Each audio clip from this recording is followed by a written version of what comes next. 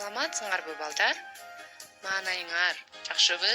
Бардыгыңарга жагымдуу маанай калайм. Кандай эс алып жатасыңар?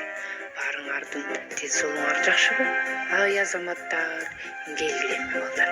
Биз бүгүнкү сабагыбызда көркөм адабият сабагынан Түлкү менен кумурска деген жумукка көңүл бурабыз. Митайым түлкү, башым ооруйт, кымыз ичип келбесем болбойт деп көндө жайлоого кетип калат. Кумурска жалгыз өзү буудайды сугарып, оруп, жыйып бастырды. Бир күнү түлкү үйүлгөн кызылды көрүп, ичинен гымыңдап кумурсканы алдап, эгинди бүт өзү алгысы келди. Кумурска, муну бөлүп убара болбойлу. Андан көрө жарышалы да кимибиз озуп чыксак, буудайды бүт алалы. Артта калганыбыз куру калалы, деди. Кумурска ойлонуп туруп түлкүнүн айтканына көндү. Жарышчу жерге барып экөө катар турду. Түлкү кеттик, деди да кулагын жапырып чуркаган бойдон жөнөдү. Кумурска түлкүнүн куйругуна чап жармашты.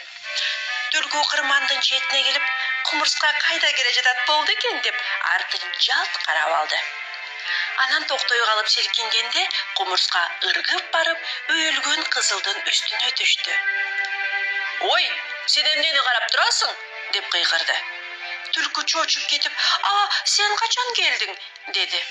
«Менин келгеним качан? Сени күтө берип, эригип да кеттим», деди кумурска. Түлкү айласы жок, же тапкан пайдасы жок жолго түштү.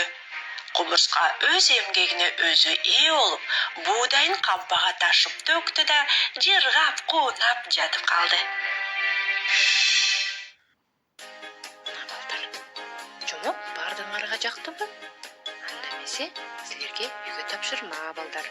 Жомокту жакшылап угуп, түшүнгөнүңөрдү айтып бергиле. Баарыңардан жооп күтөм. Эмки сабакка жолугушканга чейин сак саламатта тургула.